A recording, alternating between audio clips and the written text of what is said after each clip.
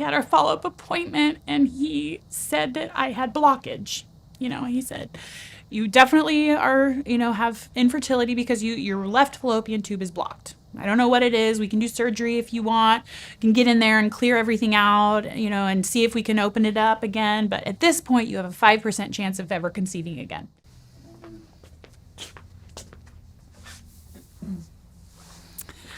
My name is Leah Morelli, and God has taught me to trust him the most through my fertility. Leah, thanks for coming in. Why do you say fertility, not infertility? Because we serve a God of abundance, and he is fertile. He is, he creates, he makes, he does. And so to say that I am infertile because I'm his feels wrong. It's always felt wrong to say that. Because God, he's the one who's in charge. Why is this idea as a whole so important to you? I think personally, I have had to let go of a lot of control in this.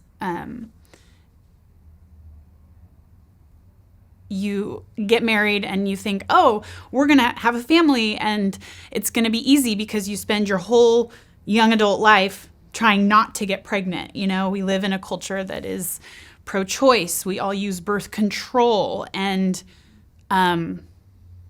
so there's this, we don't want it, we don't want it, we don't want it. And then you get married and it's, we want it, And so, and you think it's going to happen immediately, and that's not how it works either, So I was kind of blindsided when I was diagnosed, when a doctor looked me in the eye and said, you have infertility, you have a 5% chance of ever conceiving again after we had our first. So it was secondary infertility. But still, as a woman to hear a doctor say, oh, that's not, you should be getting pregnant, So it hit deep, Can you tell me about that moment when the doctor told you that? So I had already had our first son, JB. We conceived relatively quickly. I think it was like the second month trying to get pregnant. We conceived Jackson, and it was after he was born. I conceived quickly after that again, but miscarried. That second pregnancy. I think Jackson was 4 months old when I found out I was pregnant again, and it was a later miscarriage. It was I was 10 weeks. So it was a lot. And something that, it was funny because we couldn't get pregnant after that for an extended period of time. I feel like I didn't get a chance to grieve the loss because we jumped into the infertility. So because I wasn't getting pregnant, I think it was like about 6 months, I talked to my doctor and she said, oh, at 6 months, you're 35, that's infertility. Let me refer you to an infertility specialist. And so then we get there and, I think that was the moment where I had this like, oh my gosh, like my obstetrician is telling me like, oh, you can't, this is a problem. And that put that lie kind of in my mind of like, oh, I have a problem. There's something wrong. I'm not getting pregnant. And so then we got on this, like, it felt like a conveyor belt of like, oh, you're not getting pregnant. Here, go see the specialist. And in the specialist, he was great. He drew this picture for us and told us all the things about fertility and what it takes to get pregnant. And it all ended with him looking at me and saying, so basically, after this certain age and blah, blah, blah, you have this percentage chance of getting pregnant. But he was like, but we need to run some more tests. And so let's, so we know what we're working with. So then I just felt like I was like, okay, we're going to do this scan, and they do this treatment that's incredibly invasive where they put dye inside your uterus and see your fallopian tubes. And it was really was not a fun process at all. But it was so quick, and I was like, oh my gosh, we're doing this. And so then after I had that, I don't remember what it was called, but it's a treatment where they put dye in your fallopian tubes, and they take an x-ray of it, and then they send it to your doctor. And after that, we had our follow-up appointment, and he said that I had blockage. He said, you definitely are, have infertility because your left fallopian tube is blocked. I don't know what it is. We can do surgery if you want. You can get in there and clear everything out, and see if we can open it up again. But at this point, you have a 5% chance of ever conceiving again. And to hear that was like, what? Like, you spend your whole life trying not to get pregnant, and or at least for me, in my young adult life, that's another part of my testimony, living in rebellion, don't get pregnant. And then I want to, and I only have 5% chance. So it was totally jarring. And because I was in that vulnerable place of like, oh my gosh, like, what do I do? I want a baby, want another baby. And it was just like, I felt myself given to fear so much. And so we kind of hopped on the conveyor belt, and I remember it was, they gave us like kind of this, like, this is what we'll do. We'll do this, and then we'll do this, and then we'll try IUI, and then we can go to IVF if we need to. And I remember thinking, okay, we're here where so many couples find themselves, and I looked at my husband, and I was like, well, I'm 30. I think at the time I was 36, not getting younger. Like, we want a big family. Like, yes, let's go. Let's do this. And I remember my sweet husband said, can we wait? And I was like, wait? Like, I've already waited my whole life to get married and have kids. I don't want to wait anymore. So I was totally swept up in the fear and the control, I'm going to do something about this. So, but I was so thankful that in that it was like the next step was going to be IUI. And it was like we were diagnosed, 5% chance, infertile, and then, okay, IUI, which is where they take the sperm and inject it and try and get it as close to the egg as possible for like optimal fertilization. And so, or optimal odds. And so I was ready to do that. And my husband said, I just want to wait. And it was so hard. But I totally remember the Spirit saying, this is when you need to submit. This is when you need to say, okay, God has placed people in my life, to shepherd me, to protect me. And my husband is like that. He's like number one. And so I was thankful that the Spirit kindly, gently helped me submit to that wait, that call to wait from my husband. And then it was funny. My next appointment was to see the fertility specialist. He was going to see if I had ovulated on one of the sides or something, and blood work, all this stuff. But he ended up going out of town at the last minute. And I panicked. I was like, what am I going to do? And they said, well, you can see another doctor. And I said, no, I don't. I want to see my doctor, And again, my sweet husband said, just go see this other doctor, like there might be something, he might have another opinion, get a second opinion. And so I said, okay. So I went and saw this doctor, and he was a total blessing. I went in there, I said, okay, so do we have to do IUI? He goes, no. He goes, let's, pump the brakes a little bit. And he said, there's a couple things we can do before we go there. And he goes, I want to try, a couple things. And so, there was a shot that they gave me that just caused my ovaries to hyper ovulate. And so we did do that. I said, asked my husband, how do you feel about this? And he said, sure, let's, we can give it a shot. And so we did. And that was when we conceived our second daughter, Evelyn. So it's even weird talking about it now to think that like, I was given that infertility diagnosis, but then I conceived. And then, so this is the crazy part. So had Evelyn, by God's great love and mercy. And then I remember I started my cycle pretty quick after Evelyn was born. And I remember I looked at Nick, and again I said, oh, I was like, and they offer you birth control immediately after you have a baby in the hospital. And for whatever reason, I declined after Evelyn was born, because I think in my mind I was like, no, like, you know, if we want a third, like, I'm not going to go on birth control. And they were like, I remember the doctor was like, are you sure? I was like, yeah. And she goes, okay, well, just so you know, like, and she gave me all these statistics about whatever. And I don't even remember any of it. It just kind of washed over me, and I didn't hear it because I knew that I wasn't supposed to go back on birth control. So, so then I was a little surprised when my cycle started, and I looked at my husband. I was like, okay, like, it could take another year. You know, we don't know. I might have to have another shot. I might have to, of this medication. We don't know. And so I very clearly remember him saying, Leah, let's just trust.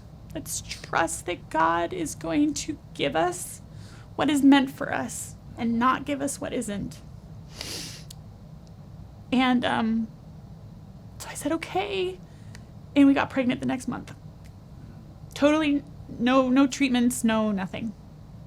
And it was, he prayed over us. I remember the night, and it was scary, but in this weird, like, hopeful way. Like, I was afraid because I knew God could do anything.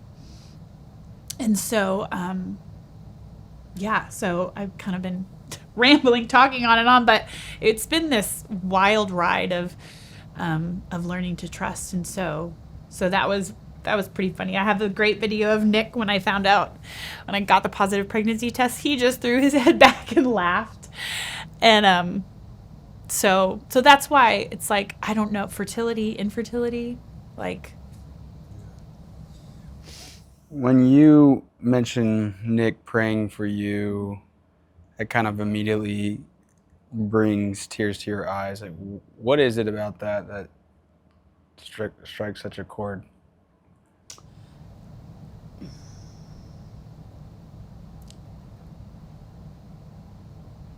I think my husband has grown a lot since we moved here, since we started going to our church back in 2018. He's grown a lot. Both of us have. We're so thankful to go to a church where the Bible is taught every Sunday, and every Sunday there is the opportunity to sit under a pastoral team who is diligently and expository teaching, giving expository teaching. And I've seen him grow so much. And so the fact that he even prayed out loud over me was a really big deal. Because when we first met, he didn't even want to pray out loud. It was like uncomfortable for him. So I remember when he prayed out loud over us and over our family and what God wanted, it was really powerful.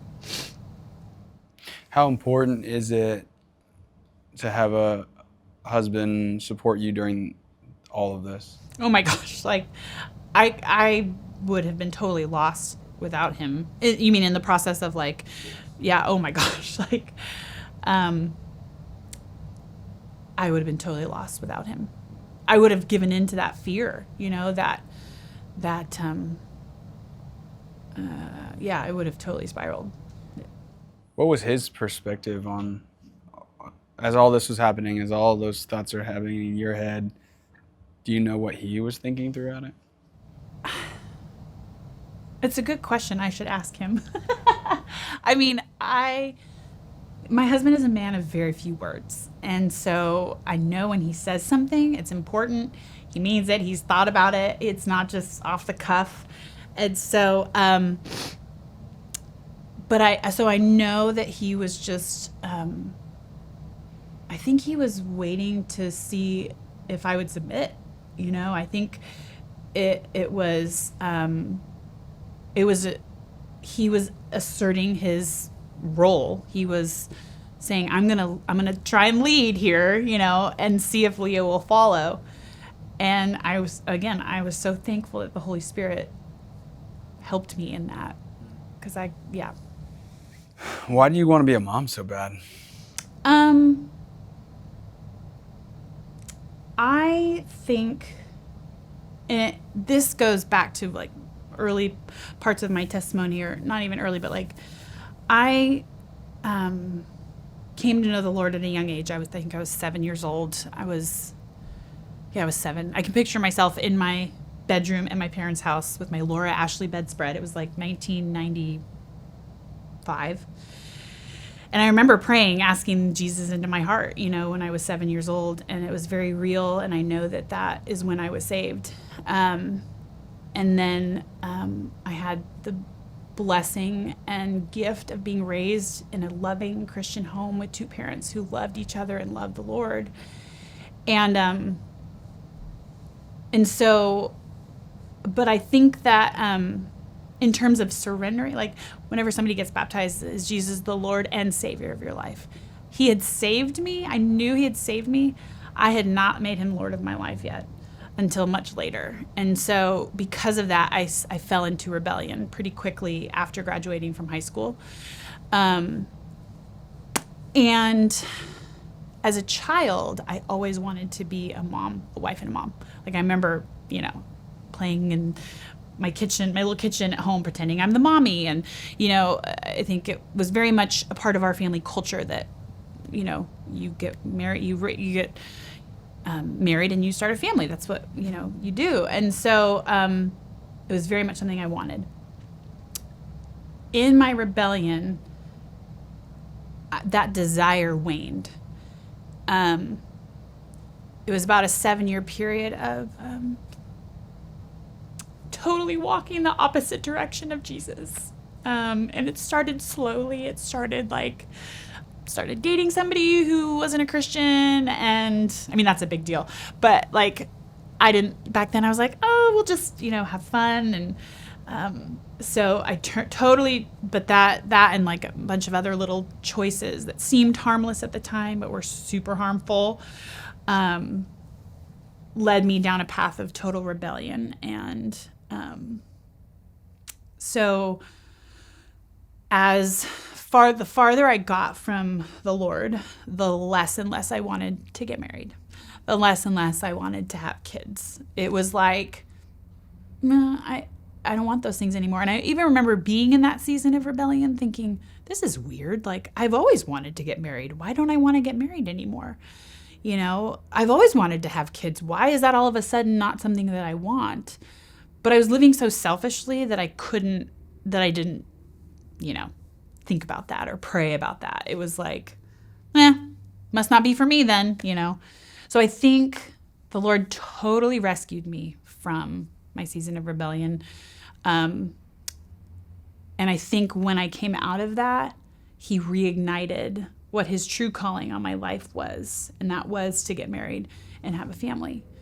And he very shortly, it was like, I think, so 7 years of rebellion. And then I met my husband like 9 months after I broke up with this man that I was with and moved back to my hometown, and I met my husband, Nick. All those desires that I believe are from the Lord were reignited in me. And so I think that is why, I guess the question was, why do you want to be a mom so bad? I think that's why, because it was something that I had let die. Can you just describe, this might be a difficult question because it's in like innately in you, but can you describe what it's like to be a mom and have describe that desire to be a mother? Does that make sense? Like, obviously I'm never gonna be a mother. Yeah. Describe the desire to be a mom.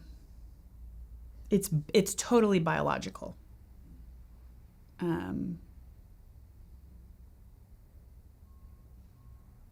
yeah, there's a physicalness to the desire to be a mom.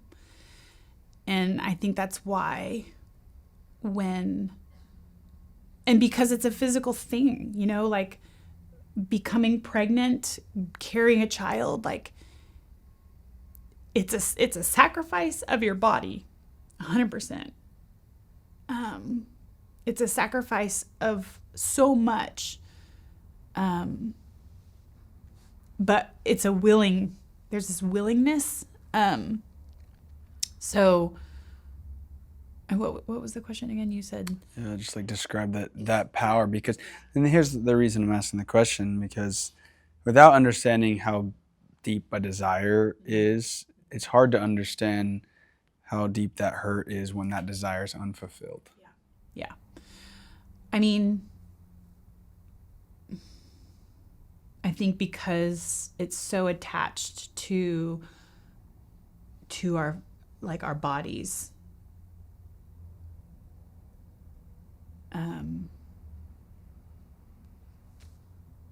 Yeah, I don't know. Okay. Yeah, that's what I was saying. It's trying to ask somebody a question that is just naturally wired in them that they never had to think of because they just experience. Yeah, and that could be it. That it's something that you experience. It's not. I don't have control over this, you know. So you had a secondary infertility. Yes. So you had the first. Did you ever find yourself feeling like you couldn't be in the category of women who've experienced infertility because you've had one? For sure. And even now talking about it, it's weird. I have 3 children, you know, like, so to even speak of like I had secondary infertility feels wrong. But I was thankful for we were in our Sunday school at church, our adult Bible fellowship.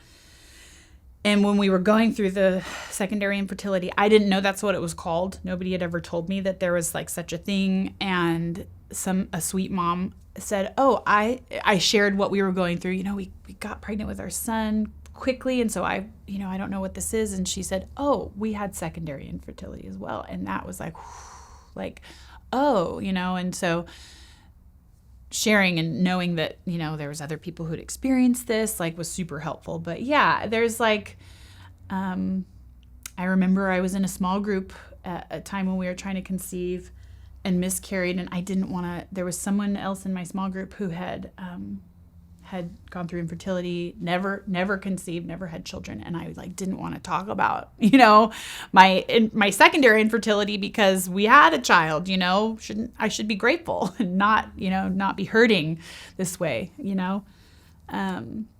So yeah, it was a unique, sort of experience. Did you ever take that thought to God? And I can imagine being in that position and having that thought often, like, I can't really feel or sit in this sadness or pain because I should be grateful because I have one. I did, absolutely. I mean, God has taught me to trust him through this. And so what it's done is I have to go to him all the time, every day, you know? And so, yes, in that, talking to him about it. And I think what I came to was that his plan for us is obviously different than his plan for anybody else. And so to not share what he was teaching me, to not share what I was going through, almost isn't my choice to make, you know. I have to share what he's doing, and to be afraid of how it's going to make someone else feel played into, and I had to overcome this. Like, I'm a total recovering people pleaser. Like, I had to understand that, like, God would care for those who maybe had a hard time hearing this, you know.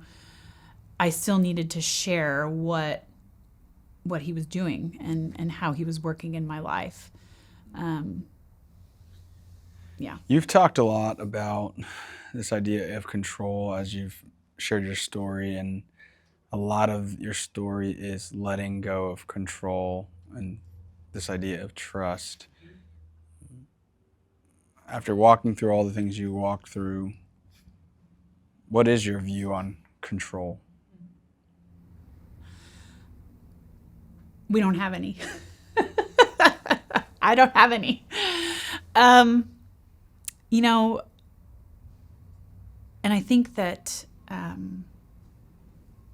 I've come to a place where I truly want God to plan our family. And it's so countercultural to, and not even countercultural, I guess, but we idolize control in our culture. We idolize autonomy and like, I'm going to do it now, or I'm not going to do it here. And I was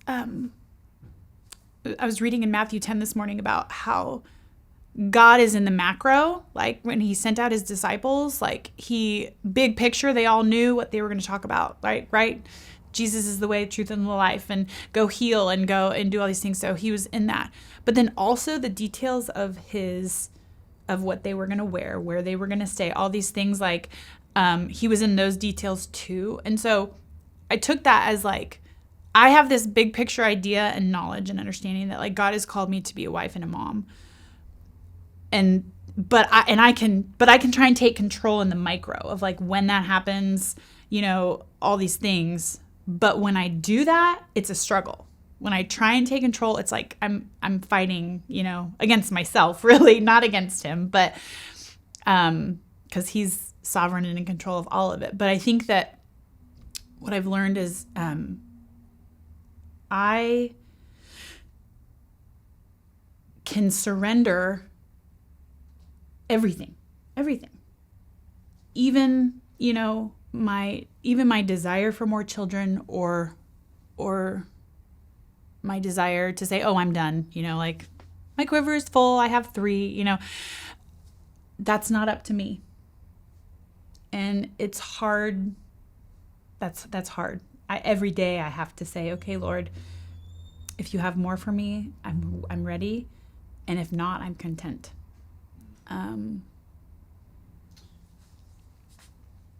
This might sound crazy, but can you do something for me? Can you close your eyes? I want you to just really imagine sitting here right now and you never had any of your kids.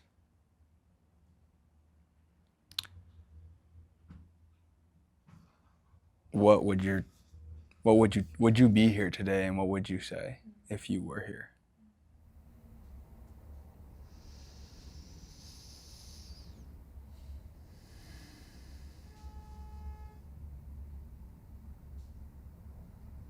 God is good. And even when I am faithless, he is faithful.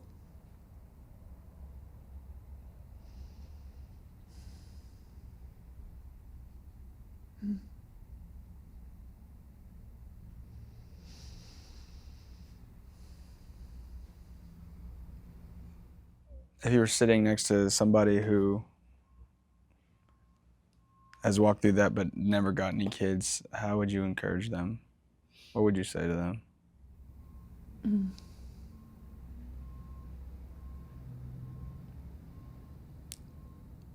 I think sometimes I have to remind myself this too in other areas of life where there's struggle, loss, unmet expectations, that a no from God is more loving than a yes from man or a yes from even, you know, I don't know what I'm trying to say. That God's no is as loving as his yes. I think that's what I'm trying to say, that we can't always see his hand or what he's doing, and we can't always understand what he's doing, but we can know that he is good and that what he's doing is good. When you were walking through that season of infertility, what was the best thing that your people in your life could have done for you? Pray for me and with me. Probably just for me. I didn't, I mean, it's hard to talk about. It's because it hurts so deep.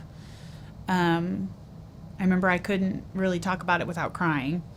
And so, yeah, enter into the space of our divine, all-knowing God on my behalf, because I can't see.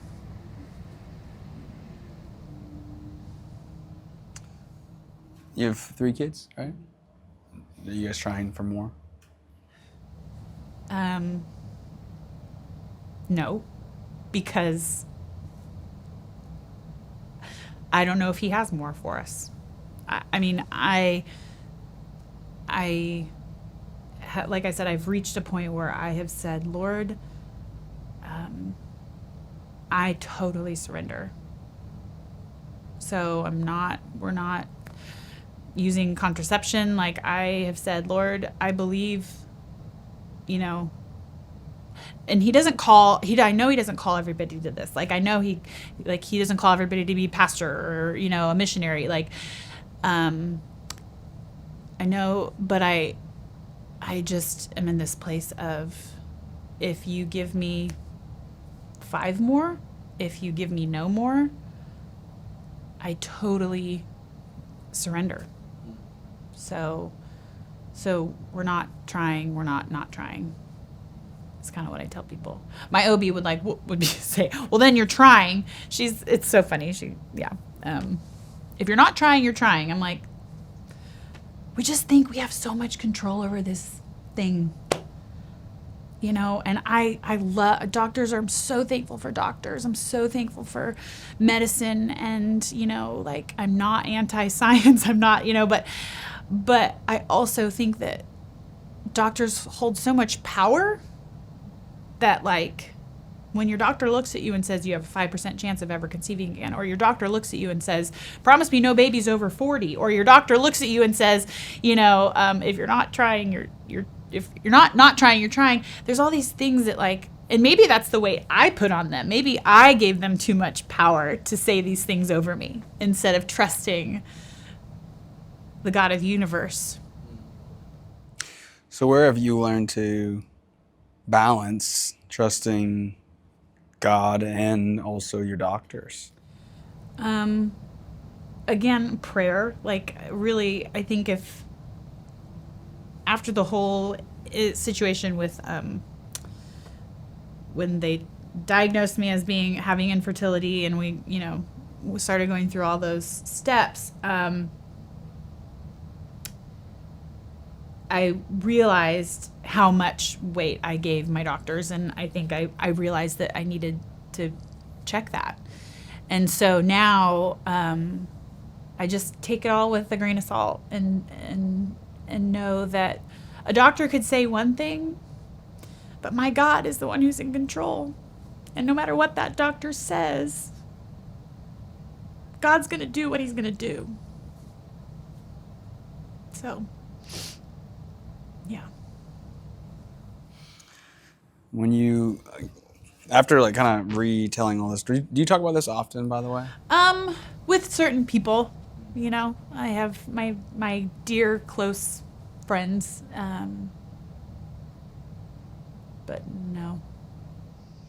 When you kind of look back at your life so far, what would you hypothesize that God was doing in the background? Like, I have to tell myself not to do this. Not to, like, I wonder know what God's doing, because I do it probably too much. Why do you do that so much?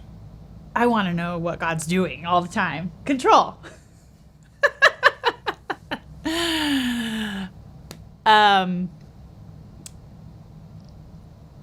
But it is, I mean, it is neat. That's why we keep journals, right? That's why we keep prayer journals, because it is neat to look back and see, oh my gosh, this is what God was doing. And so yeah, I mean, looking back, he was teaching me to trust. That song, I sought the Lord and he answered, was big. I can't remember the name of the song, but I sought the Lord and he heard and he answered. It's like, that was kind of my anthem during that. Like, I'm going to seek you, Lord, you know? And my husband helped curb me, right? Like, he's like, let's not move so fast. I'm such a like, okay, let's move, let's do it, let's get it done. And my sweet husband was like, nope, like, let's wait. Yeah. So yeah, I mean, big picture was he's been kindly, gently, tenderly teaching me to trust him and let go. Tell me about your kids. Okay, I have Jackson Bradford, JB. I have Evelyn Jane, EJ, and Madeline Joy is 5 months old, MJ. So they are, I mean, any mom of a 3-year-old will tell you it is, every day is, Lord help. They're incredible. It's wild to see the human condition from the perspective of a parent. I mean, just the other day, my 1-year-old was running around and she got into something she didn't want to get into, she got into something I didn't want her to get into, and so I said no. She went back to it, gave her a little correction, and then she ran in the other direction and bonked into the wall and hit her head, and then she was crying more, and I said, oh, you didn't like my answer, and so you ran away and hurt yourself again. And I said, I do that. Like, it's probably daily that I look at my children and I say, this is my condition, totally without Christ. This is my condition without Christ. And there's a lot of compassion there that's so important in parenting, to see like, oh my gosh, my kid doesn't have the Holy Spirit to help him right now.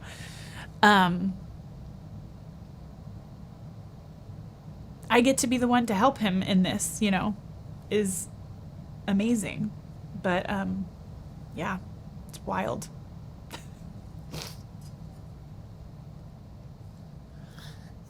When all is said and done, I like to ask this question kind of at the end. It's like kind of your last tweet. If you had like one last tweet in this world before you were to leave, what would it say?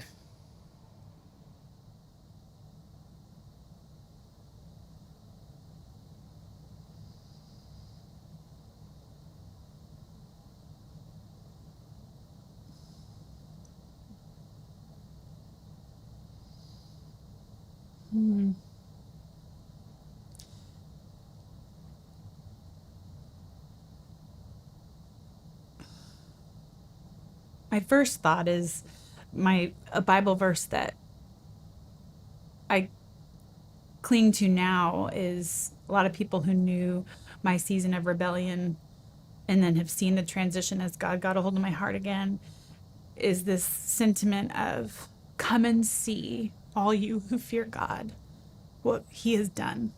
I will tell you what he has done in my life. It's Psalm 66:16.